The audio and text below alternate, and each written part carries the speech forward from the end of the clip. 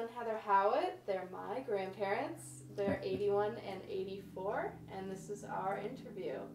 So, first of all, I want to ask you guys, what did physical activity look like for you growing up? Go ahead, Heather. Well, never still a minute.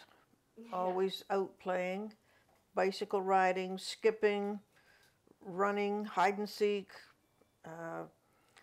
group sports, team sports, riding bike to school and home, lunch, back to after lunch.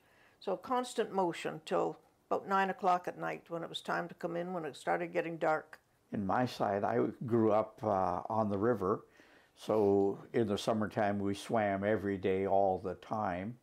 In the wintertime we skated on the river and played hockey, and we always had organized sports, baseball teams that would play against each other. Our Cub pack was very active, and our Cubs would play against other Cubs. So I think I would be like Heather and say we were outdoors all the time, regardless of the weather, until it got dark at night. How about nowadays? How are you guys staying active? Well, regrettably, not nearly as active as we should be. I think walking is about the extent of the activity. We don't skate, we don't play, we don't curl, we don't golf. Just enjoying the neighborhood and going for walks or shopping would be about the extent of our activity now. I stay probably more active, still doing a lot of sailing. That activity would last only for a race, which would be 3.5 hours. Now it's we're not into any type of organized activity, just a matter of walking. We're fortunate enough to get to go to Florida for 3 months of the year, and when we're down there, try to swim every day, and we definitely walk every day, and so we try to keep up our physical activity as best we can. So, how often do you think about being active nowadays? Oh, I think of it very often. I just don't act on it as much as I should, but I surely do think of it. If thinking on it counted, I'd be a very active person. My activity has certainly decreased at this stage of my life.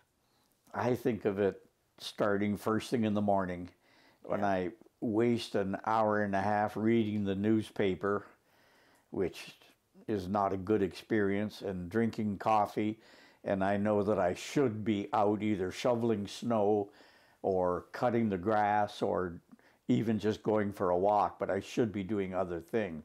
Fortunately, I have hobbies, so when I think of it, I end up probably going to my garage and taking up my hobbies. So, how would you define successful aging?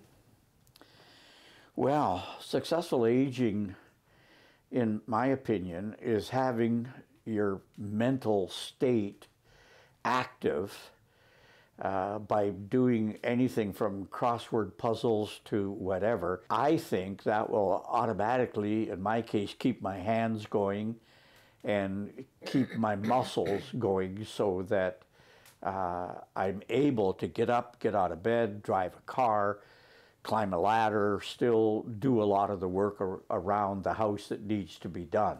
Well, I think keeping engaged with friends and family, keeping your mind alert in that way, good solid reading, financial independence, to be able to do what you want to do is important.